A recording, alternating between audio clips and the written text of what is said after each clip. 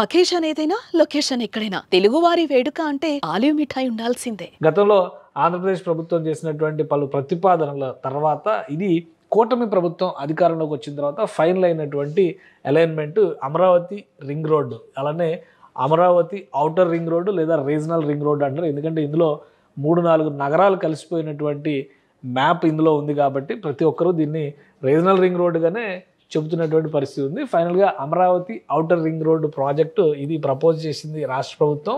దాని అలైన్మెంట్ ఇది. ఇందులో ఇటు విజయవాడ సిటీ వస్తుంది, అమరావతి నగరం రాబోతుంది, గుంటూరు నగరం కూడా ఈ పరిధిలోకి వస్తుంది. దీని అంచుల్లో తెనాలి ప్రాంతం ఉంటుంది. ఇక ఇటువైపు చూస్తే అతిపెద్ద రిజర్వ్ ఫారెస్ట్ కూడా ఈ ఔటర్ రింగ్ రోడ్డు పరిధిలోకి వస్తుంది. సో ఇంత పెద్ద రింగ్ రోడ్డు నిర్మాణం జరిపేటువంటి క్రమంలో గత ప్రభుత్వం అంటే గతంలో చేసినటువంటి ప్రతిపాదన 2017 నుంచి 18 మధ్య జరిగినటువంటి సంప్రదింపుల సారాంశం ఫలితంగా దీన్ని 6 వరుసల రహదారిగా నిర్మించాలనేటువంటి ప్రతిపాదన వచ్చింది.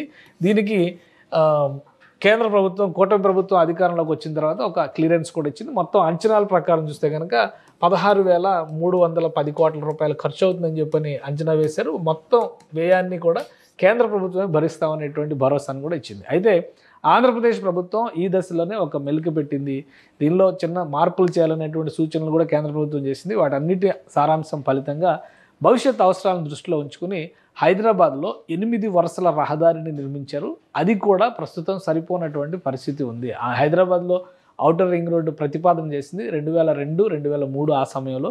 దాని రియాలిటీలోకి తీసుకొచ్చింది 2006, 2008 మధ్య కాలంలో. ఇప్పుడు గత 10-15 ఏళ్ళుగా పెరిగినటువంటి అవసరాల రీత్యా చూసినప్పుడు రింగ్ రోడ్డు విస్తరణ అవసరం అనేటువంటి సంకేతాలు సిటీకి దగ్గరగా ఉండేటువంటి ప్రాంతాల్లో సర్వీస్ రోడ్లను పెంచాల్సినటువంటి పరిస్థితులు కూడా ఏర్పడుతున్నాయి. ఆ క్రమంలోనే ఇప్పుడు ఆంధ్రప్రదేశ్ ప్రభుత్వం ముందస్తు ప్రణాళిక 2050లో అమరావతి పరిసర ప్రాంతాలు ఏ విధంగా ఉండబోతున్నాయి, అప్పుడు భవిష్యత్తులో భూసేకరణ అనేది ఒక పెద్ద సమస్య అయ్యేటువంటి అవకాశం ఉంటుందనే అంశాన్ని దృష్టిలో పెట్టుకుని ఈ 6 వరుసల రహదారిని 12 వరుసల రహదారి స్థాయిలో ప్రతిపాదన చేసింది. దీనికోసం భూసేకరణను కూడా పెద్ద ఎత్తున చేయాల్సినటువంటి పరిస్థితి ఏర్పడుతుంది. ఇప్పుడు నిర్మాణ ప్రణాళికకి దానికి సంబంధించే 70 మీటర్ల బదులు 150 మీటర్ల విస్తరణ కలిగినటువంటి రహదారికి ప్రణాళిక చేయాలనేటువంటి సూచన రాష్ట్ర ప్రభుత్వం చేసింది. దీనిని ఫైనల్గా కేంద్ర ఉపరితల రవాణా శాఖ మంత్రి నితిన్ గడ్కరీతో పలు చర్చల తర్వాత 140 మీటర్ల వైశాల్యంతో అంటే వెడల్పుతో రహదారి వ్యవస్థ ఏర్పాటు చేయడానికి కేంద్రం సుముఖత వ్యక్తం చేసింది. దీనిపైన అలైన్మెంట్ అప్రూవల్ కమిటీ కూడా భేటీ అయింది. క్లియరెన్స్ వచ్చినట్టుగా సమాచారం వస్తుంది. దీని తర్వాత జరగబోయేటువంటి ప్రక్రియను ఒకసారి మనం విశ్లేషిద్దాం. మొత్తంగా రింగ్ రోడ్డుకు సంబంధించి ప్రణాళిక చేసిన విషయాలు చూస్తే కనుక 189.9 కిలోమీటర్ల పొడవు ఉంటుంది. ఇది హైదరాబాద్ రింగ్ రోడ్డు కంటే పెద్దది కాబోతుంది. అంటే హైదరాబాద్ రింగ్ రోడ్డు 150-160 మధ్యలో ఉన్నటువంటి రింగ్ రోడ్డు ఇప్పుడు దానికంటే కూడా మరొక 30 కిలోమీటర్ల వైశాల్యం ఎక్కువ ఉండేటువంటి పొడవు ఎక్కువ ఉండేటువంటి రహదారి అవుతుంది. ఇది 189.89 కిలోమీటర్ల పొడవులో అమరావతి ఔటర్ రింగ్ రోడ్ రాబోతుంది. ఇక మీదట భూసేకరణ చేసేటువంటి విషయంలో కొన్ని జాగ్రత్తలు తీసుకున్నారు. 5 జిల్లాల పరిధిలో వస్తుంది. 23 మండలాల్లో దాదాపు 121 గ్రామాల మీదుగా ఈ రింగ్ రోడ్డు వెళ్తుందని చెప్పని గుర్తించారు. స్వల్ప మార్పులు ఉంటాయి. ఎందుకంటే అలైన్మెంట్ ఇప్పుడు వెడల్పు పెరిగింది కాబట్టి పరిసర ప్రాంతాల్లో ఉండేటువంటి నిర్మాణాలు కానీ సహజ వనరులకు సంబంధించినటువంటి ప్రతీకలు కానీ వీటిని బట్టి స్వల్ప మార్పులు ఉండేటువంటి అవకాశం ఉంటుంది. ఇప్పటికే ఓఆర్ఆర్కి సంబంధించినటువంటి భూసేకరణ పైన ఈ 5 జిల్లాల్లో కూడా స్పెషల్ డిప్యూటీ కలెక్టర్లని రాష్ట్ర ప్రభుత్వం నియమించింది.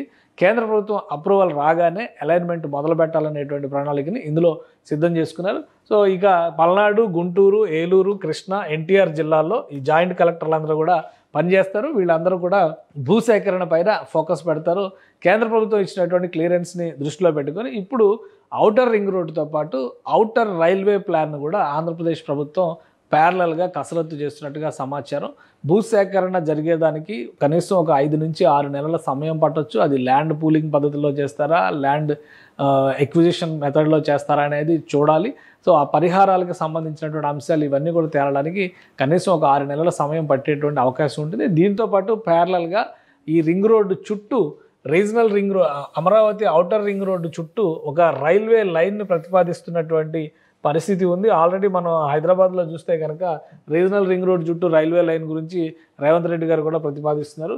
ఈ రింగ్ రోడ్డు దగ్గర వేయడం వలన ప్రయోజనం ఏంటంటే ఇటు గుంటూరు నగరం, ఇక్కడ విజయవాడ నగరం, అలానే ఇటువైపు నందిగామ, జగ్గయ్యపేట లాంటి ప్రాంతాలు ఇవన్నీ కూడా వేటికవే పెద్ద పెద్ద నగరాలుగా కనిపిస్తాయి. ఈ కోణంలో చూస్తే కనుక ఇటు సత్తెనపల్లి ఈ ప్రాంతాలన్నీ కూడా ఇటువైపు వస్తే పల్నాడు ఏరియాలోకి వచ్చేటువంటి ఊళ్ళు.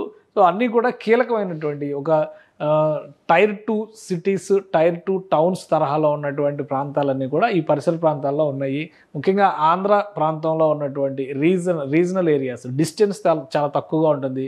తెనాలి, గుంటూరు మధ్య 30-40 కిలోమీటర్ల డిస్టెన్స్ ఉంటుంది. కానీ చారిత్రకంగా ఆయా పట్టణాలకు ఉండేటువంటి ప్రాధాన్యాలు డిఫరెంట్గా ఉంటాయి. వీటన్నిటిని దృష్టిలో ఉంచుకునే ఈ రింగ్ రోడ్డు చుట్టూ ఒక రీజనల్ రైల్వే లైన్ ప్రతిపాదన కూడా ఆంధ్రప్రదేశ్ ప్రభుత్వం చేస్తోంది.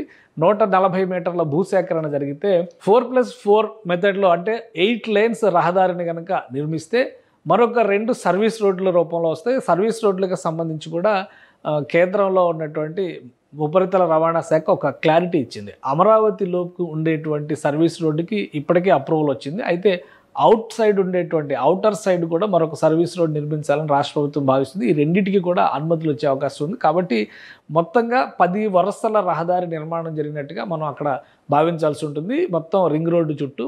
ఇక మిగిలినటువంటి 2 వరుసలకు సంబంధించినటువంటి స్థలంలో రింగ్ రోడ్డు రైల్వే లైన్ని ప్రతిపాదించేటువంటి ప్రణాళికని ఆల్రెడీ రాష్ట్ర ప్రభుత్వం కేంద్ర ఉపరితల రవాణా శాఖ దృష్టికి తీసుకెళ్ళింది. అయితే రైల్వే లైన్ నిర్మాణ ప్రక్రియ అనేది రైల్వే బోర్డు, రైల్వే శాఖ పరిధిలోకి వస్తుంది. కాబట్టి ఆయా విభాగాలను సంప్రదించాల్సిందిగా కేంద్ర ఉపరితల రవాణా శాఖ సూచించింది. దీనిపైన ప్రత్యేక కసరత్తు చేయడం ద్వారా టోటల్ అలైన్మెంట్లో రైల్వే ట్రాక్ నిర్మాణానికి అయ్యేటువంటి వ్యయం కానీ, ఆయా రూట్స్ కానీ, మార్గాలపైన కానీ మరొక సమగ్రమైనటువంటి అధ్యయన నివేదికను రాష్ట్ర ప్రభుత్వం సమర్పించేటువంటి అవకాశం ఉంది. ఒక వారం రోజుల్లో అమరావతి ఔటర్ రింగ్ రోడ్డుకు సంబంధించినటువంటి అధికారిక ప్రకటన కేంద్ర ప్రభుత్వం చేసేటువంటి ఛాన్సెస్ ఉన్నాయి. అలానే 70 మీటర్ల వెడల్పుతో చేసేటువంటి నిర్మాణానికి 16,000 కోట్ల రూపాయల అంచనా వేసినట్లే ఇప్పుడు భూసేకరణ పెరుగుతుంది. ఎందుకంటే ఆ 16,000 కోట్ల రూపాయల్లో కూడా 12,995 కోట్ల రూపాయలు కేవలం సివిల్ వర్క్స్ అంటే నిర్మాణ ప్రక్రియకి సంబంధించినటువంటి పనులకే ఖర్చు అవుతాయని కేంద్ర ప్రభుత్వం అంచనా వేసింది. మరొక 260 కోట్ల రూపాయల మేర భూసేకరణకు సంబంధించినటువంటి వ్యయం మొత్తం కలిపి 16,000 కోట్ల రూపాయల వరకు అవుతుందని చెప్పి కేంద్ర ప్రభుత్వం అంచనా వేసింది. ఇప్పుడు నిర్మాణానికి సంబంధించిన వ్యయం పెరిగే అవకాశం ఉంది, భూసేకరణకు సంబంధించినటువంటి వ్యయం కూడా పెరిగేటువంటి అవకాశం ఉంది. కాబట్టి మరొకసారి రివైజ్డ్ ఫైనాన్షియల్ ఎస్టిమేట్స్ వేసేటువంటి అవకాశం ఉంటుంది. దీనిపైన ప్రత్యేక డిపిఆర్, ప్రత్యేక అధ్యయనం జరుగుతుంది. కానీ అలైన్మెంట్లో మాత్రం పెద్దగా మార్పులు ఉండేటువంటి అవకాశాలు లేవు. ఆల్రెడీ గుర్తించినటువంటి అలైన్మెంట్లో 12 వరుసల రహదారికి కావాల్సినటువంటి 150 మీటర్ల వెడల్పైనటువంటి రహదారి నిర్మాణానికి కావాల్సిన భూసేకరణ చేయడానికే ఆంధ్రప్రదేశ్ ప్రభుత్వం గతంలో కసరత్తు చేసింది. సో అలైన్మెంట్లో పెద్దగా మార్పులు ఉండకపోవచ్చు, కానీ ఫైనాన్షియల్ ఎస్టిమేట్స్ విషయంలో మాత్రం ఖర్చు దాదాపుగా డబల్ అయ్యేటువంటి అవకాశాలు ఉన్నాయనేది అంచనాగా కనిపిస్తోంది. సుమన్ టీవీలో మీ పర్సనల్ అండ్ బిజినెస్ ప్రమోషన్స్ కోసం కింది నెంబర్కి కాంటాక్ట్ చేయండి.